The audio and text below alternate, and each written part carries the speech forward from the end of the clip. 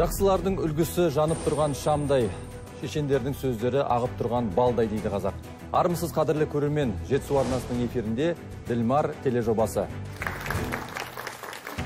Ауыл жастарында білім алып өз-өзін дамытуға қаншалықты жағдай жасалған. Оларда қаладағыдай мүмкіндіктердің барлығы бар ма?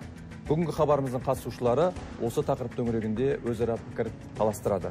Олай болса, жас тілмашыларымызды ортаға шақырайық. Болашақ тобы. Және қарсы бетте Алаш тобы. Құрметті спикерлер, қош келдіңіздер. Алдымен өздеріңізді таныстырып өтсеңіздер. Болашақ тобы. Біз Сапқан ауданы Абай атындағы мектеп гимназиясы мен Австровский атындағы мектебінің 10-шы сынып оқушыларымыз. Біздің командамыз Болашақ тобы. Есімдеріңіз? Мен Қылышбаева Алина. Амангүл Марва. Бәрекелді. Енді Алаш тобы. Сәлеметсіздер ме? Менің есімім Мариланова Аида. Бақтыбай Жолбарысұлы атындағы номер 18-ші орта мектеп лицейінің 10-шы сынып оқушысымын. Қасымдағы әріптесім Ербақыт Лағат, ол 9-шы сынып оқушысы. Тобымыздың аты Алаш тобы. Бәрекелді, қошемет білдіріп қояйық.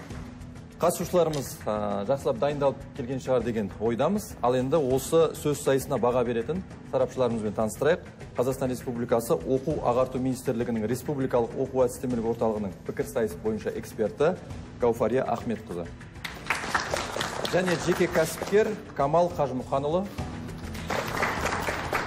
Островский атындағы орта мектеп директорының тәрбие ісі жөніндегі орынбасары Назкен Имашқызы. Қош келдіңіздер. Ал енді біздің Ділмар тележобасының ережесімен қысқаша танысып өтейік. Экранға зер салыңыздар. Екі спикерден тұратын екі топ белгілі тақырып аясында пікірсайысқа түседі. Алғашқы айналымда қатысушылар кезекпен мінберге шығып, пікірсайыс тақырыбының артықшылығы мен кемшілігін, яғни өз ұстанымдарын қорғау керек. Екінші кезеңде қос тарап бір-біріне сұрақ қояды, жауап береді. Үшінші айналымда хабарға қатысып отырған екі топтың бір-бір жақтаушысына сөз беріледі. Төртінші кезеңде жақтаушы және қарсы тараптың бір-бір өкілі тақырып бойынша сараптама жасайды. Ал сайыс жеңімпазын эксперттер анықтайды. Ділмар тележобасының ережесі осындай.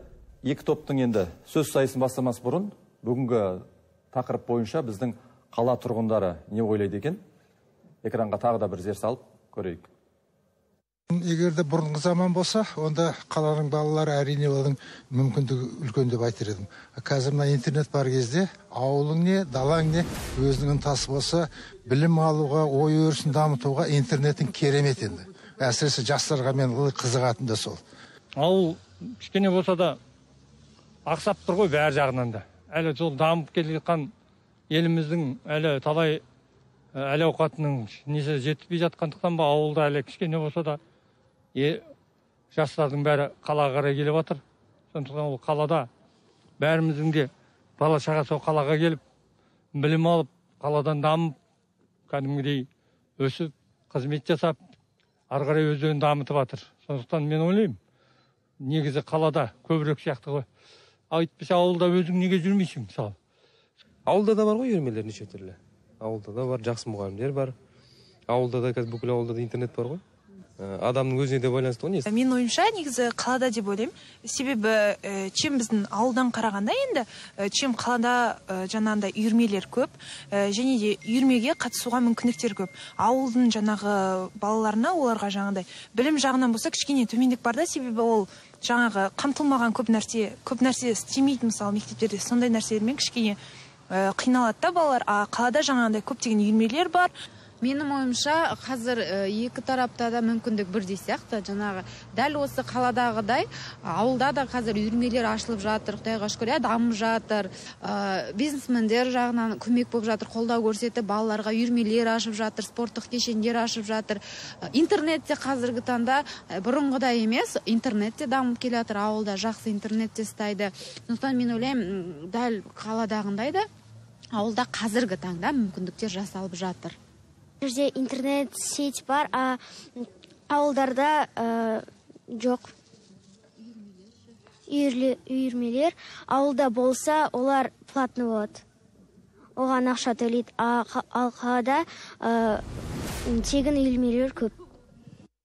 Иә, мінекей қала тұрғындарының пікірі осындай екен. Жалпы толықтыра кетсек, бүгін жақтаушы тарап ауыл жастарында да қаладағыдай барлық мүмкіндік бар деген позицияда болу керек. Ал қарсы тарап бұған өздерінің дәйектерін келтіреді. Олай болса бастайық. Болашақ тобы мінберге келіңіз. Сізде 2 минут уақыт бар. Сәлем сөздің анасы боладайқын, оны халқын бұрыннан бағалайтын. Дебат десе, ішкен асын жерге қойған, дебат сүйер қауым. Ассалаумағалейкум. Әдептілік бергісі иіліп сәлем бергені демекші, сіздермен амандаса отыра, өзімді тағы бір мәрте таныстыра кетем. Мен Абай атындағы мектеп гимназиясының 10-шы А сынып оқушысы Қылышбаева Алинамын. Және бұл палата қазір ауыл жастарында да қаланыкіндей мүмкіндік бар деп есептейді. Арыстандай айбатты, жолбарыстай қайратты. Қырандай күшті қанатты мен жастарға сенемін деген екен Мағжан Жұманбаев атамыз. Шынымен де, қазіргі болашақтың кілті болып отырған жастарымызда қаланыкінде мүмкіндік бар болып табылады. Оның барлығы дәйек болатын нәрселер, ол біздің ең бірінші халық саны бойынша бағанағы біздің тұрғындарымыз айтып жатыр, қалада адамдар саны ауылдан қарағанда көбірек деп. Негізінде ол мүлдем оңай емес, ондай емес, ол қате түсінік. Қазіргі статистикаға сүйенетін болсақ, бізде қазіргі ауыл тұрғындар саны мен қала тұрғындарының пайыздық мөлшері теңеседі. Және де екінші дәйегім ол 2003-2005 жылдары біздің ең бірінші тұңғыш президентіміз Нұрсұлтан Әбішұлы Назарбаевтың ауылды қолдау жылы деп жариялағанда болып табылады. Олар ауылдағы ақпараттық инфрақұрылымдарды дамытуға 170 миллион теңге көлеміндегі ақша бөлінген болатын. Және 2003 жылдан бастап ауданға қарасты ауылдар көркейе бастады. Бабалардың қанымен, терімен қорғалған ұрпағына аманат еткен ұлан байтақ дала ауыл мәселесін шешу қазіргі таңда Қазақстанның өзекті мәселелерінің бірі болып, және ол сол жылдан бастап 21 ғасырдың басынан бастап бізде шешіліп келе жатыр. Және қазіргі таңда біздің ауыл жастары мен қала жастарының мүмкіндігі теңескен. Тағы да айта кетсек, біздің тағы да болады ма уақыт қосуға? Болады, 30 секунд. Тағы да айта кетсек, ауыл ел бесігі деген біздің бағдарлама Қасым-Жомарт Кемелұлы Тоқаевпен қол қойылған болатын.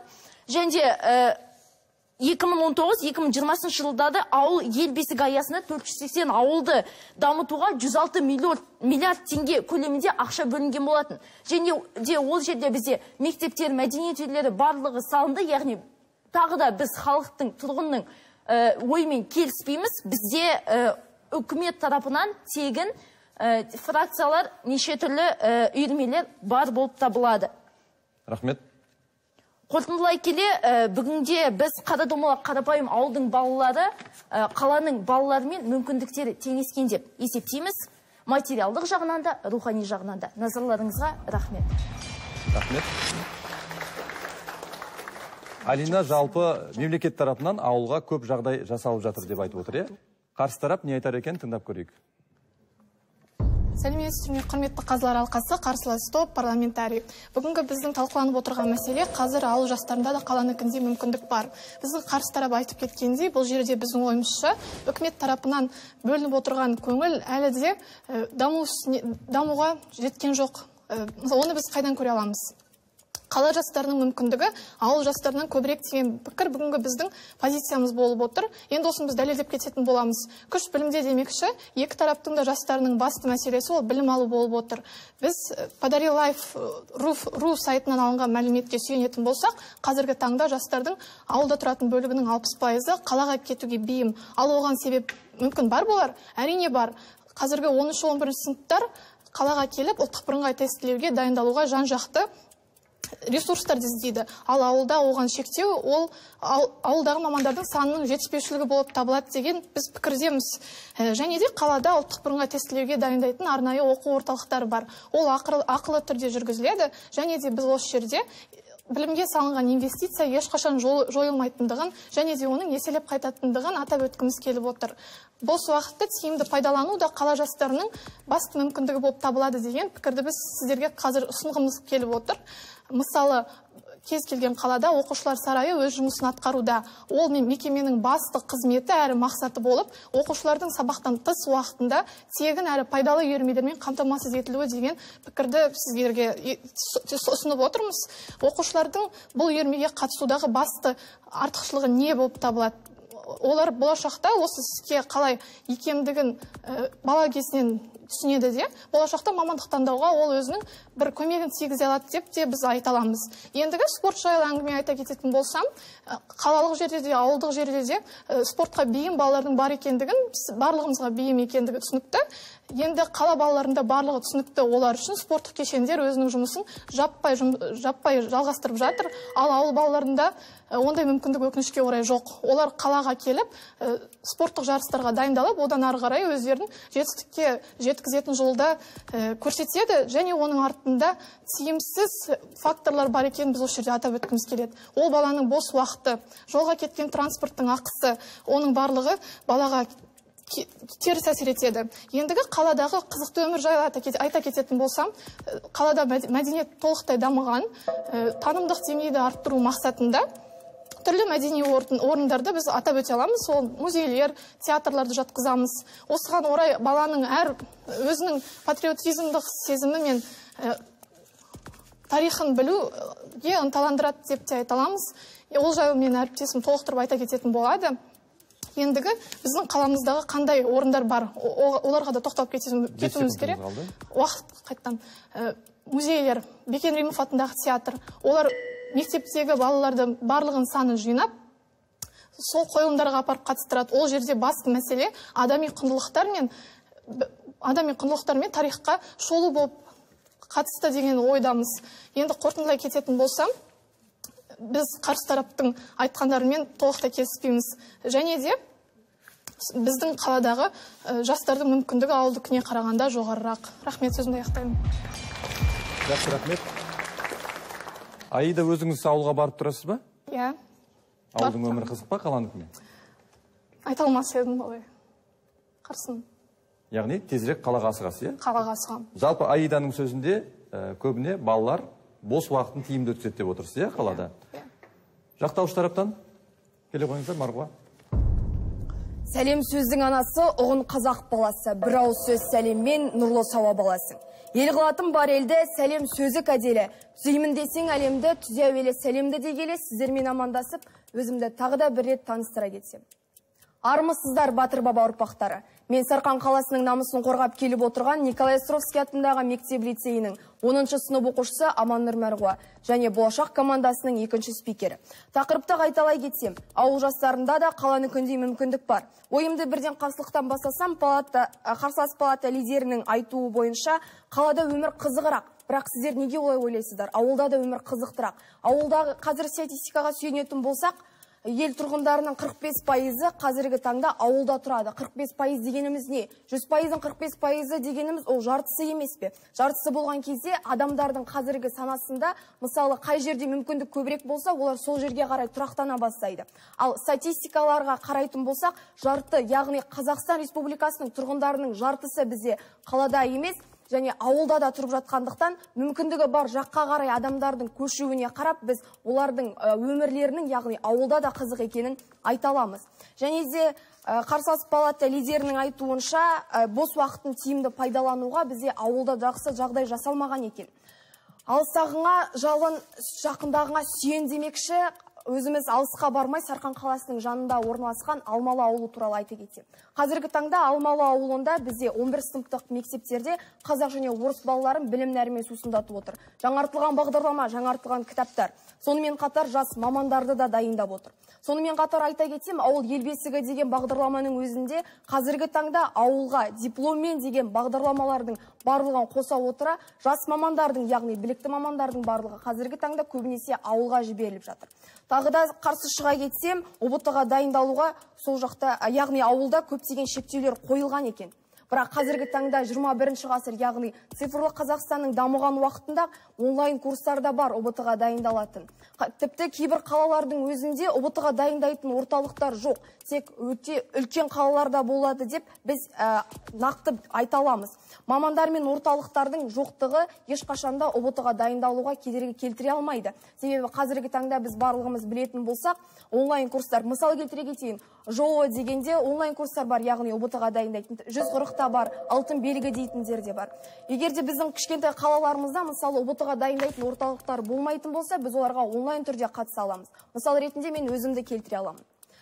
Тағы да айта кетсем, бағана қайталап өткенімдей, бізде ауылдарда да мектептерінде, яғни білікті мамандар жұмыс жасайды. Оқимын деген бала, ұбт-ға дайындаламын деген бала ешқандай да мүмкіншілік жоқ дегенге қарамай, қалтасындағы ақшасын құртпай-ақ мектептегі мұғалімдер арқылы дайындалуына болады. Уақытыңыз аяқталды. 30 секунд. Ауыл жастары дегенде көз алдымызға тонның ішкі бауындай топтасып жүрген ауылдың жастары елестейді. Бірақ ауыл жастарының қазіргі таңда қала жастарыныкімен бірдей мүмкіндігі бар екенін біз тағы да дәлелдей кеткіміз келіп отыр. Сондай-ақ бағана қарап өткенімізде қазір қала тұрғындарының ойынша, яғни 90% қала тұрғындары ауылда ғаламтор желісі жоқ деп есептейді екен. Бірақ қазіргі таңда бізде әртүрлі бағдарламалар ауылды дамыту үшін жағдай жасап жатыр. Соның арқасында бізде қазіргі таңда ауылда көптеген түрлі мүмкіндіктер бар. Олардың бірі, және ең бастысы ол ауылдағы ғаламтор желісінің дамуы. Назарларыңызға рахмет. Жақсы, көп рахмет. Марғұба, сізге бір сұрақ қойсам, қарсы тарап қазір айтып жатыр, ауылда жаңағы үйірмелер көбінесе аз деп, қаламен салыстырғанда. Дегенмен ауылдан мықты палуандар, мықты спортшылар, боксшылар шығып жатады. Бұның себебі не деп ойлайсыз? Қазіргі таңда сіз бағана айтып өткендей, ауылдарда да мықты палуандар шығып жатыр. Тіпті біз сол спортты былай шетке жіберіп қойып, мысалы қазақ зиялыларын да алатын болсақ, көбінесе қазақ зиялыларының өзі ауылдардан шыққан. Біз соларға қарап, ауыл жастары мен қала жастары мүмкіндіктері тең, және олардың барлығының мүмкіндіктері тең болғанына қарай, ауыл жастары да, қала жастары да бірдей дамып келеді деп айта аламыз. Және қазіргі таңда ауылдарда да көптеген спорт мектептері, тіпті жеке кітапханалары да ашылып жатыр. Рахмет. Біз бірінші кезеңді қорытындылайық. Алаш тобы, ортаға келіңіздер. Қандай қарсы дәйек айтады екен? Армысыздар, құрметті қарсылас, және де парламентарий мен әділ қаза төрешілер. Мен Алаш тобының екінші спикері Ербақ Туағат боламын. Бізге берілген қарар бойынша мысалдар мен аргументтерді бірінші спикер айтып өтті. Енді соны нақтылайық. Біріншіден, ұлттық бірыңғай тестілеуге деген дайындық қазір пән бойынша, жекеленген пән бойынша жүзеге асырылады. Енді сабақтан тыс қосымша білім беру жүйесі ауылда заманға сай дамыған ба? Егер заманға сай дамыса, неліктен олар білімге және тағы басқа өнерлерге деген қызығушылығы төмен? Ал олар заманға сай толықтай қамтамасыз етілсе, неліктен оқушылар заманға сай іс-шараларға толық қатысу деген сияқты мүмкіншіліктер аз. Енді 2022 жылғы ұбт көрсеткішіне тоқталсақ, қала оқушылары ауыл оқушыларынан 5%-ға жоғары көрсеткіш көрсетіп отыр. Неліктен? Себебі ауылдағы мүмкіндіктердің аз болуы бізге мәлім. Және де облыстар бойынша айтатын болсақ, Қостанай облысында 61% қала оқушылары жоғары көрсеткіш көрсетіп отыр. Ал ауылдағы құрдастары 56% ғана алып отыр. Неліктен? Ал енді қалада тұрудың ауылға қарағанда артықшылықтарына тоқталсақ, қалада тұрудың артықшылықтары: сіз көптеген университеттерге және тағы басқа да жоғарғы оқу білім орындарына түсуге деген өзіңіздің армандарыңызға және өзіңізді нық сенімді етуге көптеген мүмкіндіктер жасалған. Және біз қарсыласқа қарсымыз, себебі қарсыластардың бағанағы сұрақ бойынша спортшылар көбіне ауылдан шығады дейді. Спортшылар ауылда шығады, спортшылардың көбі, яғни шымыр балалар, сондай күш қуатты, көбінесе палуан сияқты жастар және тағы басқа да азаматтар ауылда болады. Бірақ олар барлығы жалпы қалаға келіп дайындалып, өзінің өнерлерін, өзінің жаттығуларын қалада келіп дайындалып, қаладағы мүмкіндіктерді пайдаланып, өзінің чемпион болуына алғашқы қадамдарын жасайды. Сонымен қатар біз мектеп арасында өзіміз сауалнама жүргіздік. Біз жүргізген сауалнаманың басты мақсаты ауыл балаларының немесе қала балаларының мүмкіндіктері қайсысы көп деген мақсат болды. Және сауалнаманың қорытындысына келсек, 80% қала жастарына дауыс берді, 20% ауыл жастарына дауыс берді. Ал неліктен 80% қала жастарына дауыс берді десеңіздер, деген сұраққа да біз жауап таптық. Себебі қалада, көптеген ойын-сауық орталықтар өзінің арманына деген көптеген құштарлығын ашуға және тағы басқа да көптеген білім ұйымдар, сол сияқты жағдайлар жасалған, оларға қолжетімді. Қала балаларына қолжетімді. Ал ауылда олар кішкене төмендеу. Және қала балаларының бір артықшылығы өзінің болашағы жарқын екендігіне, сонымен қатар болашағы өте жақын екендігіне, бұл сенім бар екеніне біз сенеміз. Рахмет, сөзімді аяқтадым. Жақсы, көп рахмет. Ұлағат ұбытының нәтижесінен ақ көруге болады деген дәйек келтірді. Енді бірінші кезеңді қорытындылайық. Жалпы әр тарап өзінің ұстанымдарын айтты, біз тыңдадық. Енді бір-бірлеріңізге сұрақтарыңызда бар сияқты. Дайын болсаңыздар, кім бастайды? Сіздің тұрғылықты аймағыңызда ұбт-ға дайындайтын орталықтар бар ма? Жоқ, я? Я, бар. Ауыл жастарының қалаға келуінің басты себебі не? Қайтадан? Ауыл жастарының қалаға келуінің басты себебі не?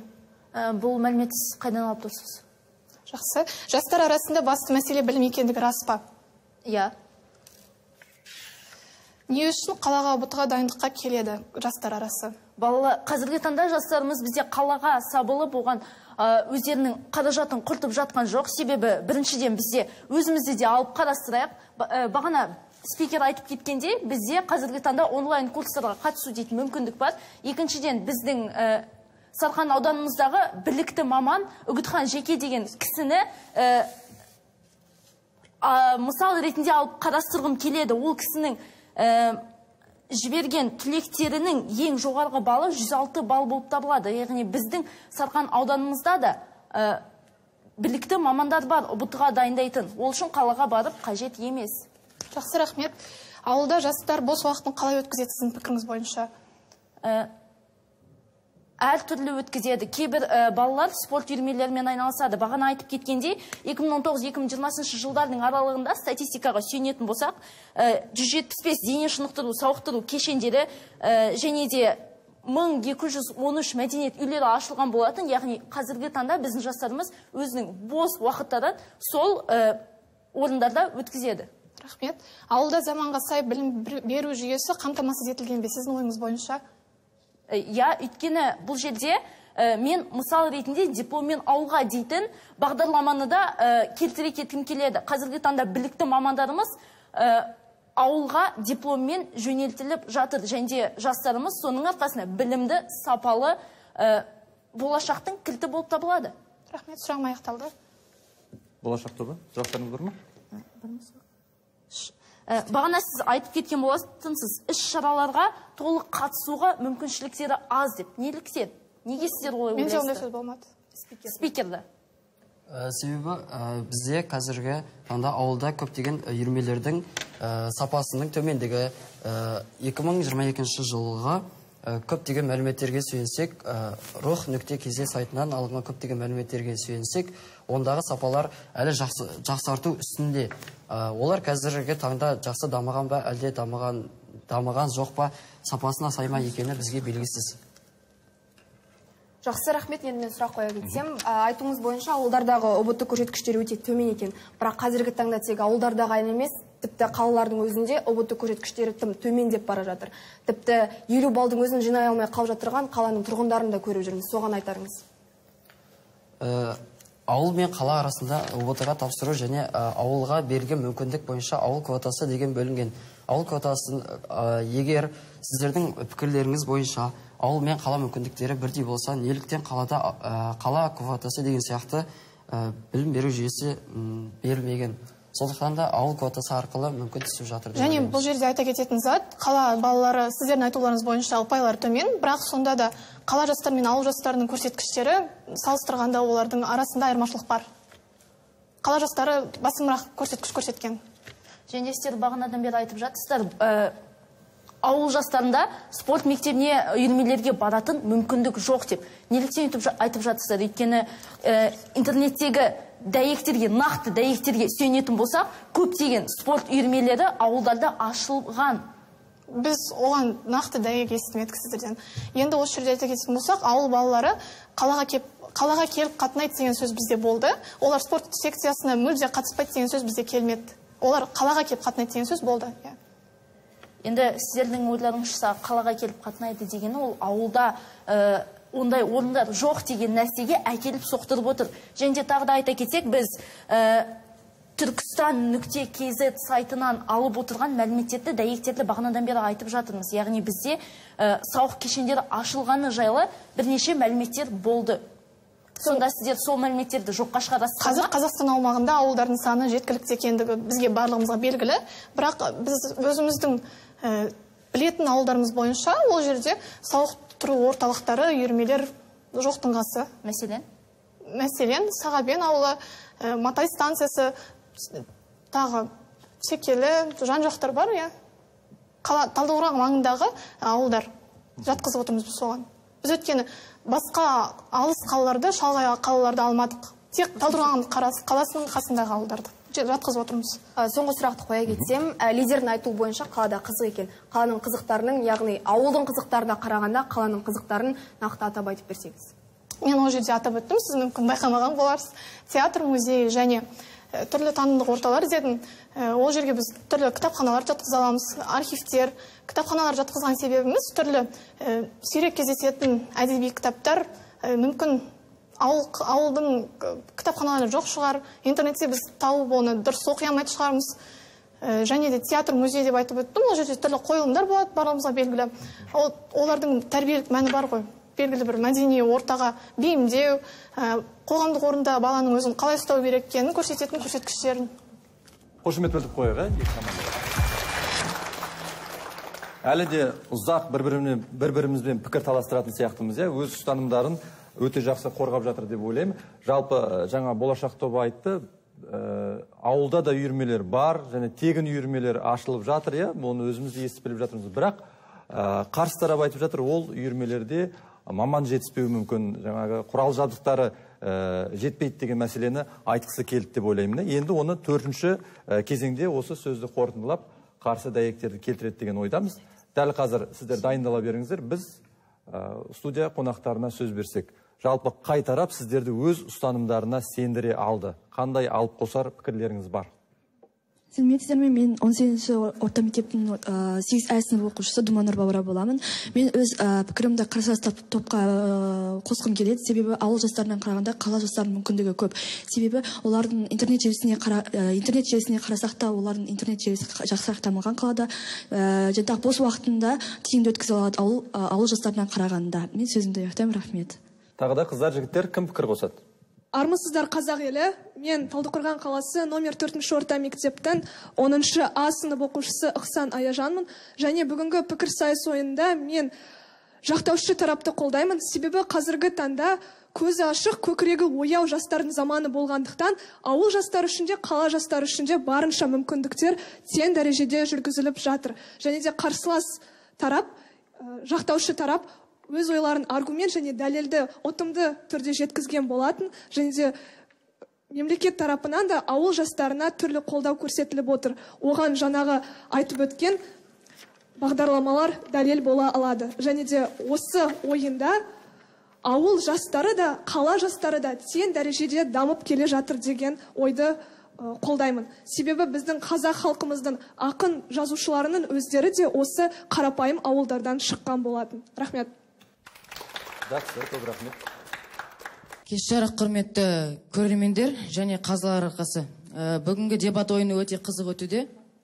Мен осы дебат ойынында оппозиция тобына қолдау көрсетер едім. Себебі олар өз ойларын нақты және де еш кідіріссіз және де статистикалық тұрғыда аргументациясын жақсы келтіре білді. Тағы да бір себеп, қала тұрғындарының ауыл тұрғындарынан көрі олардың мүмкіншіліктері көп. Себебі қазіргі қала балаларының білім алу деңгейі ауыл балаларынан көп деп ойлаймын.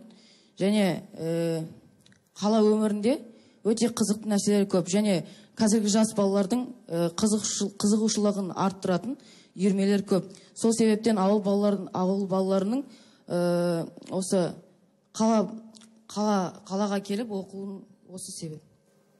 Мен екі топқа да рахметімді айтқым келеді. Және өзінің ойымды айта кетсем, қазіргі таңда қалаларда мүмкіншілік көп. Және айтып өткендей, ұбт-ға дайындайтын кешендерде қалаларда көбірек. Қазір өзіміздің тұрып жатқан қаламызды айтсақ, Универс, Мегамайт және тағы да басқа үйірмелер көп. Яғни олар балалардың білімділігін ары қарай дамытады және ұбт-ға дайындайды деп айтсақ болады. Соның әсерінен ауылдан қарағанда қалаларда мүмкіншілік көп. Пікіріңізге рахмет. Біз 4-ші кезеңге де келіп жеттік. Сараптама кезеңі. Біздің спикерлеріміз дайын болса, ортаға шақырайық. Аида, келіңіз ортаға. Бүгінгі ойын жалпы тартысты өтті деген ойдамын. Құрметті қазылар алқасы, бүгінгі ойынды біз аргументтермен және дәйек көздермен толтырдық. Біздің ең бірінші келтірген аргументіміз ол ұлттық бірыңғай тестілеуге дайындықтың қалада мүмкіншілігі көп екендігі болды. Ал қарсы тарапта біз осы ойға қарсылықты біз ести алмадық. Және менің ойымша қарсылас топтың бір кемшілік тұсы өзінің жеке басымен сөйледі. Яғни өзімді келтіремін деген сөздерді мен естіген болатынмын. Негізі дебаттың тәртібі бойынша ондай мысал келтіруге түпкілікті тыйым салынған. Біз енді екінші аргументіміз ретінде бос уақытты тиімді пайдаланудың қала жастарында басым екендігін атап өтіп кеттік. Осы орайда біз қарсылас топтан оған да қарсылық естімедік. Әр қалада оқушылар сарайы бар екендігіне де біз қарсылық естімедік. Ендігі сіздердің сөйлеген сөздеріңіз бойынша сіздер ауыл жастарының басты мүмкіншіліктерін атап айтып көрсетпедіңіздер. Осы орайда менің ойымша ол мүмкіншіліктерді сіздер таппаған боларсыздар, немесе дұрыс ойларыңызды жинақтай алмаған боларсыздар. Қала өмірі қызықты деген ойға да сіздер осы орайда келіспедіңіздер. Көптеген қалалардың барлығы театр мен мәдени орындармен қамтамасыз етілмеген деген пікірде екенсіздер. Енді осы орайда айта кететін болсам, сіздердің ең басты ұстанып отырған ойларыңыз ол ұлттық бірыңғай тестілеуге дайындықтың онлайн курстар арқылы жүзеге асырылуы. Ал біз қазір білетініміз бойынша ауылдық жерде интернет бар, жұмыс істейді, бірақ ол өзінің кемшілік тұстарында көрсетіп кетеді. Біз 2019-2021 жылдар аралығындағы карантин уақытындағы қашықтықтан оқуды мысал ретінде ала аламыз. Ол кезде балалар қашықтықтан оқып, өзінің білім деңгейін түсіріп алды. Енді осы ұлттық бірыңғай тестілеуді онлайн курстар арқылы жүзеге асыратын болса, қосымша 30 секунд, осы кемшіліктер қайтадан қайталанбасына кім кепіл? Рахмет, сөзімді аяқтаймын. Жақсы, көп рахмет. Болашақ тобының бірінші спикерін ортаға шақырамыз. Сізде 3 минут уақыт бар. Бұл жерде біздің қарсылас тобымыз айтып кеткендей, байырдан қалып қалған түсінік біздің ойымызша бұл топта қалыптасып қалған. Яғни ауыл нашар, ауылда қаланыкіндей мүмкіндіктер жоқ деген. Ал негізінде қазіргі таңда көкірегі ояу, көзіміз ашық халықпыз ғой. Егерде сайттарға кіретін болсақ, мысалға алып қарасақ, егемен.kz, kaz.nur.kz, turkistan.kz сайттарына қарайтын болсақ, қазіргі таңдағы ауылға дамуына кетіп жатқан барша статистиканы көре аламыз. Және тағы да айта кететін мәселе, спорт мектебі жоқ деп тағы да бір рет айтып кетті. Ол бізде салынып жатыр. Біздің ауданымыздың маңындағы ауылдарда спорт мектебі салыну процесінде. Және қарсы топ маман жетіспеушілігі жайлы айтты. Бұл жерде мен айта кететін болсам, ұстаз шәкіртіне білім жолын үйретеді. Білімді жан тас қамалды күйретеді демекші, ұстазы жақсының ұстамы жақсы. Қазіргі таңда дипломмен ауылға бағдарламасын қайтадан дәйек ретінде келтіргім келіп отыр. Және қарсылас тобқа құлақтарыңызға алтын сырға, келесіде тиянақты барша назарларыңызбен тыңдасаңыздар, біз бірнеше статистика сіздерге келтірген болатынбыз. Ол жерге алатын болсақ, тіршілік тынысының сайтындағы тұңғыш президентіміздің 2003-2005 жылғы бағдарламасын алып кіргіздік. Қасым-Жомарт Кемелұлы Тоқаевтың бағдарламасын кіргізген болатынбыз. Және ауыл ел бесігі атты бағдарламаны да сіздерге айта кеттік. Және тағы да айта кететін мәселе, онлайн оқу кезінде сіздер айтқан болатынсыздар. білім деңгейі төмендеп кетті деп. Ол жерде интернеттің төмен жұмыс жасауы емес, басқа факторлар әсер еткендігін айтқымыз келеді. Себебі қазіргі таңда цифрлы Қазақстан, оның басты мақсаты цифрлық технологияларды пайдалану есебінен халықтың өмір сүру сапасын жақсарту. Қазіргі таңда еліміздің түпкір-түпкірінде 4G жақсы ұстайды, интернетке қол жетімділік өте жоғары. Және осы жерде біз қала мен ауыл мүмкіншілігін осы тұстанда қайтадан теңескендігін дәйектерімізбен келтіре аламыз. Тағы да айта кететін мәселе ол біздің тарихқа үңіліп қарасақ, әлемді таныған Абай, Ыбырай, Ахмет атамыз сияқты барлық тарихта тайға таңба салғандай ойып тұрып орналатын тұлғаларымыздың барлығы ауылдан шыққандығы рас емес пе? Онымен келісесіздер ғой, менің ойымша. Және де тағы да айта кетсек, Әли Бектаевтың да сөзін дәйек ретінде алып келгім келеді. Ауыл дамымай, қала жарымайды деп босқа айтпаған. Назарларыңызға рахмет. Бәрекелді, осымен 4 кезеңді де аяқтадық. Жалпы қатысушыларымыз барынша дайындалып келген екен. Енді дегенмен өз ұстанымдарына бізді қаншалықты сендіре алды, оны сарапшыларымыздан сұрайық. Назкен Имашқызы, өзіңіз бастасаңыз. Рахмет, құрметті жүргізушілер, ойыншылар. Бүгінгі ойынымыз өте қызықты өтуде деп ойлаймын. Негізінде менің айтып кетерім, болашақ тобының аргументтері дайындығы кішкене нақтырақ болып көрінді маған осы ойында. Фактілерді көбірек келтірді, статистикалық данныйларды көбірек келтірдіңіздер. Негізінде бұл қарарда ұтымдырақ үкімет жақтаушы жақтың позициясы ұтымдырақ деп ойлаймын. Сондықтан оппозиция жағы, даттаушы жағы кішкене дұрысырақ дайындалғанда дұрыс болатын еді. Үкімет жағы, даттаушы жақ анализ кезінде сіздер үлкен қателік жібердіңіздер. Сіздер анализ жасаудың орнына неге түсіп кеттіңіздер? Ребатылға түсіп кеттіңіздер. Сол жағынан. Оппозиция жақ, даттаушы жақ, сіздердің өздеріңіздің бірінші спикер сөйлеген кезде сіздер ребатыл жасаудың орнына, жаңағы қарсылыққа шығудың орнына сіздер өздеріңіздің бірден өзіңіздің аргументтеріңізді айтып кеттіңіздер. Сол екі қателік маған қатты көзіме түсті. Жалпы ойын үшін сіздерге көп рахмет. Жақсы. Камал Қазымханұлы, сіздің пікіріңізді тыңдасақ. Армысыздар, құрметті ойынға қатысушылар, армысыздар, құрметті көрермендер. Енді бүгін өте өзекті мәселе талқыланды. Енді қаладағы жастарға берілетін жағдай, ауылдағы жастарға берілетін жағдай.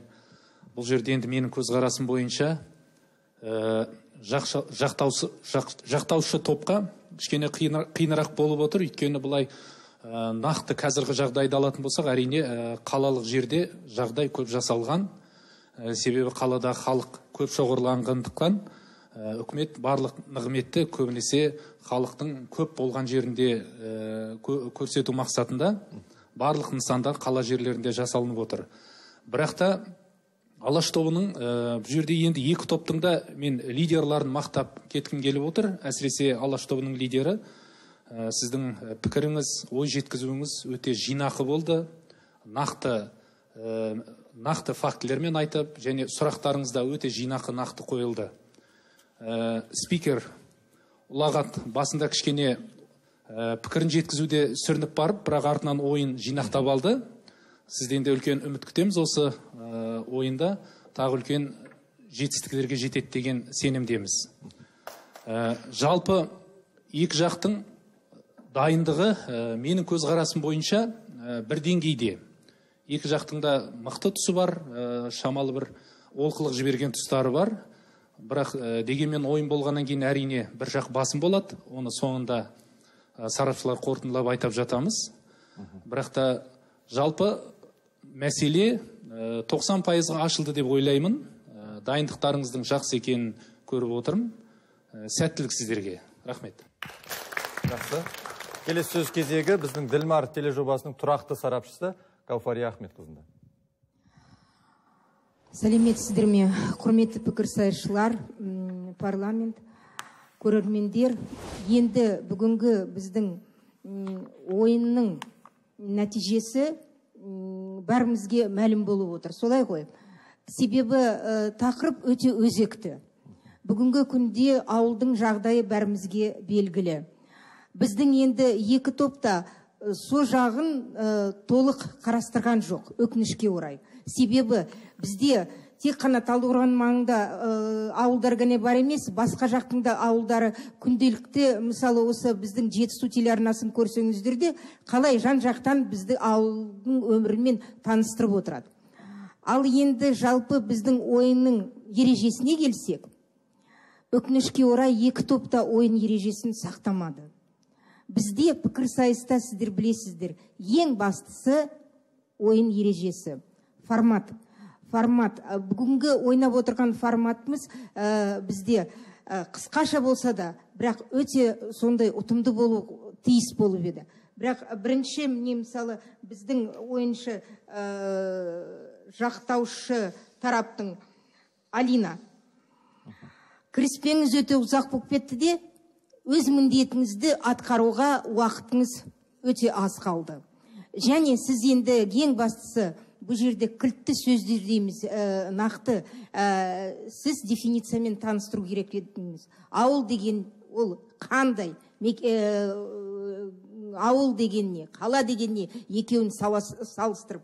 Және одан кейін дәйектеріңізді келтірдіңіз, бірақ дәйектерге фактілер нақты болмады, өкінішке орай.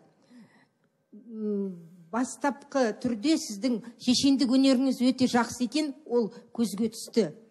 Бірақ пікірсайысқа нақтылау дайындық керек, жаным. Сол себептен бұл жерде дайындық ең бастысы болу керек. Сіздер алдын ала дайындалдыңыздар. Ал енді қарсы тарапқа келсек, Аида өз сөзінде сіздердің міндеттеріңіз қарсылық көрсету. Қарсылық көрсетуге тырыстыңыз, бірақ тағы да ережеден ауытқып кеттіңіз. Жалпы сіздің көзіңізге ең бастысы, сіз бізге барлығымызға айтып кету керек еді. Дефиниция қайда? Дефиниция болмады. Бұл жерде аргументтер болды, дәйектер, бірақ оның дәлелдері қайда? Нақты дәлелдері болмады. Бүгінгі ойында өздерінің шешендік өнерімен бұл жерде болашақ тобы ұтымды болды. Болашақ тобы келешекте форматты ойын ережесін жақсылап меңгерсеңіздер, сіздерден өте мықты пікірсайысшылар шығады деп мен өзім сенімдемін. Бүгінгі ойынның нәтижесі болашақ тобы келесі кезеңге шықты. Бәрекелді. Алина, Марғуа, сіздерді жеңістеріңізбен құттықтаймыз. Енді сарапшылар тиісті ескертпелерін айтты, алдағы ойындарға жақсылап дайындалып келеді деген ойдамыз. Ал Аида, Ұлағат, енді сіздер көңіл күйлеріңізді түсірмеңіздер, сіздердің үлкен жеңістеріңіз әлі алда деп ойлаймыз. Енді пікірсайыс болғаннан кейін пікірлер әртүрлі, дегенмен де біздің мақсат мүддеміз бір деп ойлаймыз. Сондықтан достық ниеттеріміз білдіріп қол алысып қояйық, келе қойыңыздар.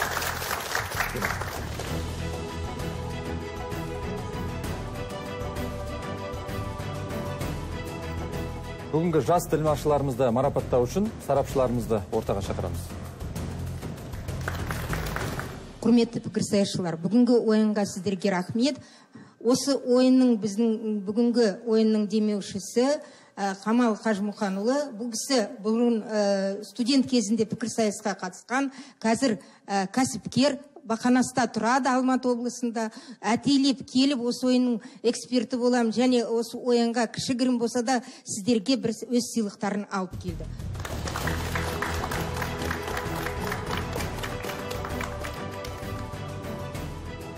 Бәрекелді. Сый-сияпаттарыңыз құтты болсын.